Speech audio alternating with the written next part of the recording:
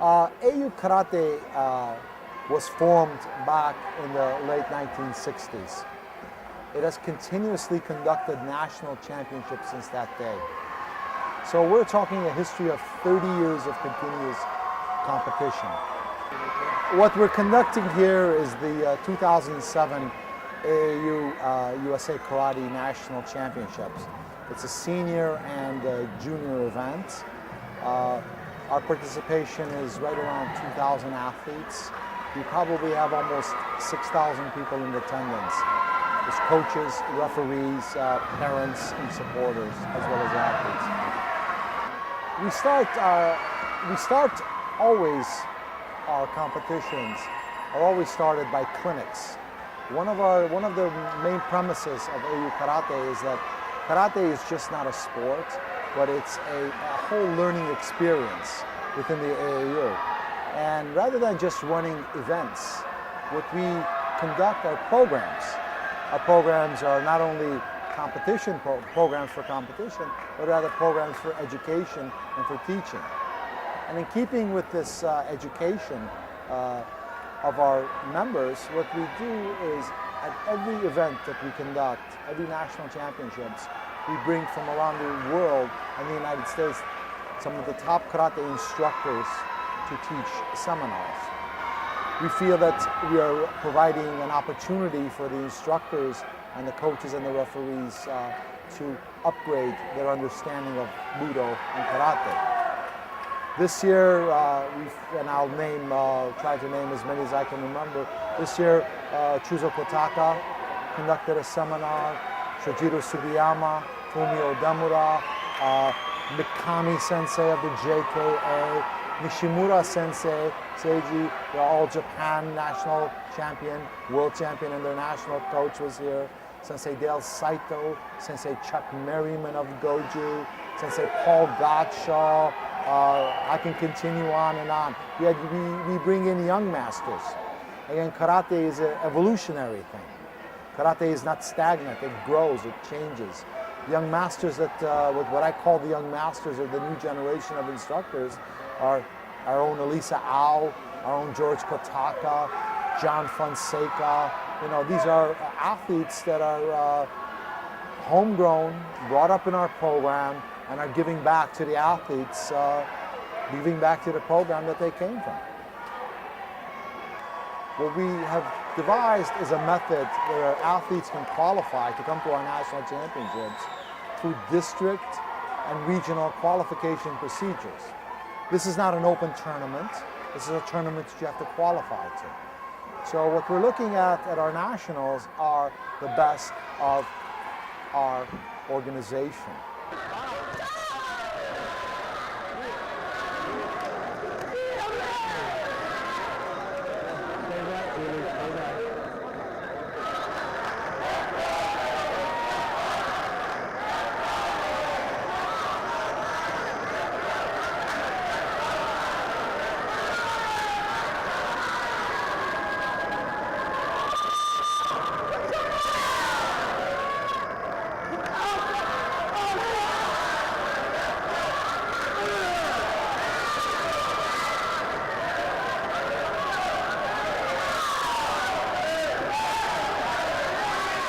Karate was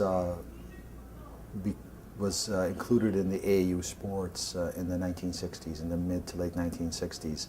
At the time, karate was directed generally by Mr. Nishiyama's organization, the AAKF in the United States. They conducted the program for the Amateur Athletic Union. The Amateur Athletic Union is and has been a multi-sport national organization that was founded in 1888.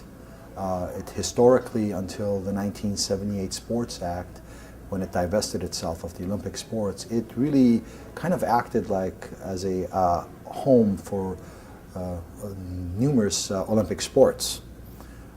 So when karate became part of the AAU, it in reality became part of the mainstream sports of karate in the United States. Upon Mr. Nishiyama's organization's secession from the Amateur Athletic Union, the presidency went into the hands of Mr. Kaler Atkins.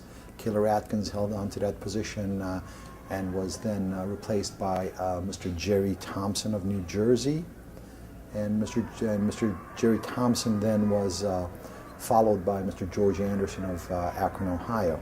And I followed Mr. Anderson in 1987. I was elected chairman for both junior and a senior program for the Amateur Athletic Union.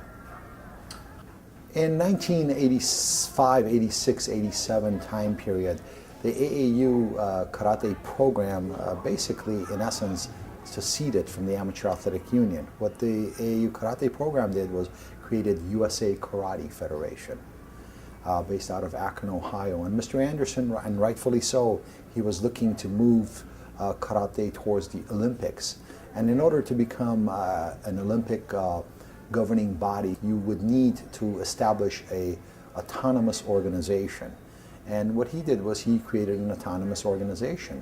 He created the USAKF, which in essence was the AAU of pre-1987 with a different name. So in reality, in 1987, the AAU was comprised of, I think, about 7 people. That's where we started, with 7 members. We had a meeting in Chicago, actually in Palatine, Illinois. 7 of us were in attendance.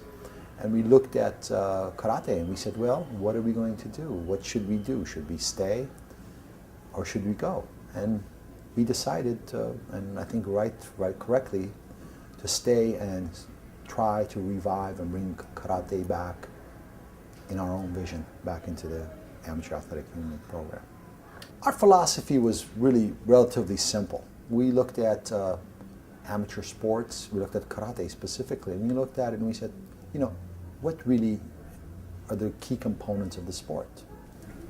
Coaches, instructors, athletes, and officials that, if you are going to conduct competition, officials, and really parents. Children participate in sports. Young teenagers, young adults participate in sports. Yes, do older people? Absolutely.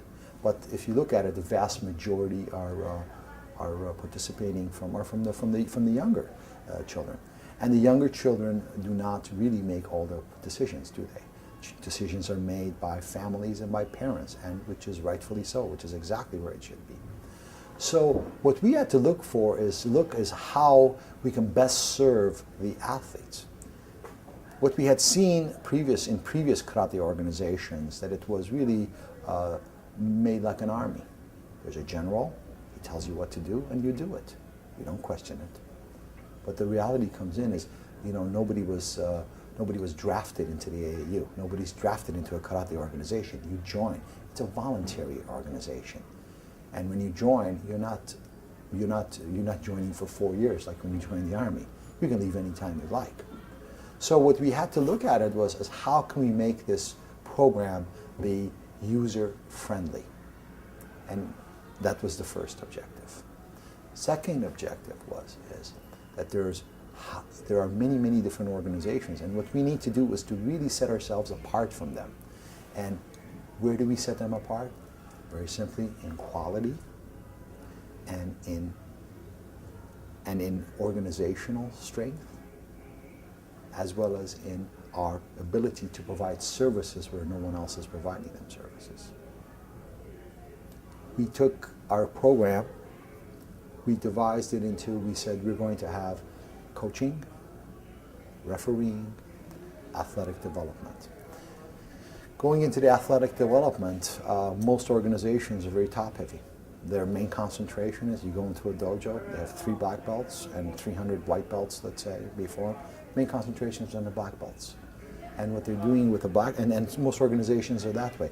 Everything is geared towards those black belts. But the thing is, black belts need to be developed. You need to develop a program. So what we said is, okay, let's take our athletic portion of our program and break it into three groups. Development, elite, and continuing. Developmentally, this is our junior divisions. We decided to take our junior divisions and break them every age category. Every age in the AAU has its own division. There's an 8-year-old boys division, 8-year-old girls division. Now, Within that division, we said, okay, we need to differentiate between different skill levels. We took 8-year-old divisions. We have a novice division, a beginner, a novice, intermediate, and an advanced. Other organizations, if you have a black belt, you're an advanced. If you have a green belt, you're an intermediate or a novice. And we looked at it and said, well, theoretically, we need to serve the entire constituency. Well, in some clubs, you get a black belt in 2 years. In some clubs, you get a black belt in 8 years. Now, a person training for 2 years, certainly does not have the same ability as 1 in 8, no matter how talented they are. Are there exceptions? Of course. But generally, there aren't. So we looked at it, rather than going into the queue system and a down system of a certain queue is a beginner, we said, no. We said anybody who trains up to 1 year or less is a beginner to us. We don't care what color belt they wear. And we designate that as our white division. Anyone that trains 2 years, we say is an intermediate. They're our green division. And we used to be at 3 years, yet we found that there's a real gray area between advanced. So we said anybody from 4 years or less is in our brown belt division, which is our intermediates. After 4 years, we think that they're ready to start becoming, I think, advanced, and they can compete with themselves. It's kind of like going back to the old adage that in Okinawa, in the old days, they used to train for 3 to 4 years in one kata. Well, we know they didn't do the same pinyan or heian kata for 4 years. What that meant is that in about 4 years, they understood the art and they were able to defend themselves in 4 years. Same thing, we're looking at it that in 4 years, as it relates to Budo Karate, that they're ready to be advanced, that they can compete with anybody. So, having said that, we divided every age category into male and female and those levels. Now, as our program grew, and which it has, thanks to work of a lot of countless hundreds and hundreds of volunteers, if not thousands, we started instituting weight categories, light and heavy, because now we have, instead of 4 divisions, we have like 8 divisions per age category per gender. So it's grown quite a bit. So having said that, and saying this again, so what we've done is we've created the avenue for development of these athletes.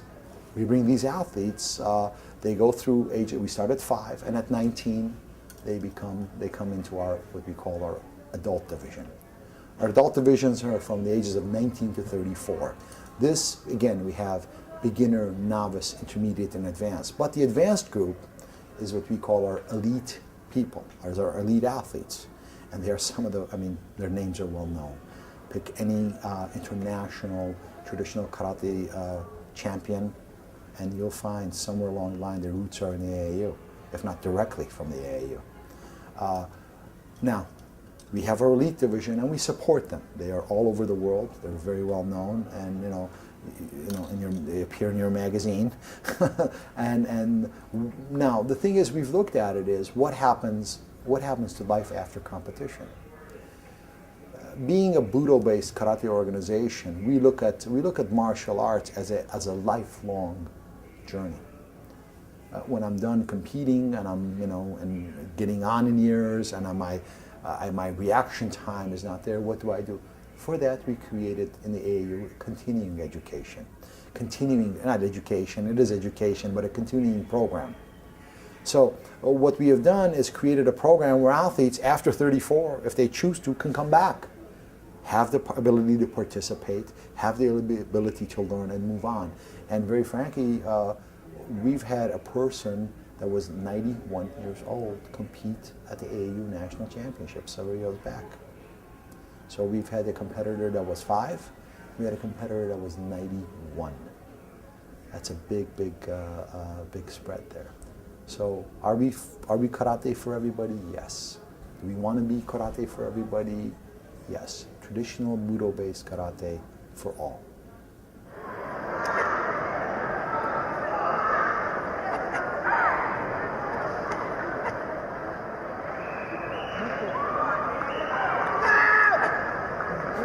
I think AAU is the best kept secret in karate. Most people, when we tell them what we do, they really don't believe us. They really don't believe us. AAU has a family atmosphere where when you come in and become part of us and work with us, you're our family. We will support you, we will help you, we will do anything for you on here. Why come to the AAU? Because number one, we teach Budo-based karate. We teach what I think is the best karate in the world. I think we have the best athletes in the world. I think we have the best instructors in the world. I think we have the best organization in the world. I think we have the best support elements. We have insurance for you. We have club insurance, accident insurance. We conduct the Junior Olympic Games for you. We run national championships for you. We run districts, regional championships for you. We have coaches education. We have DON testing. We have DON homologation. We have technical training. We have opportunities. We take athletes to international events. We develop their strength there. We bring them back. We send them to the World Championships. We do a lot. But most of all, we're family at the end of the day. We all support each other. We all help each other. And I think if you walk through the AAU, you'll see there's a friendliness. I'm the president, I'm the chairman.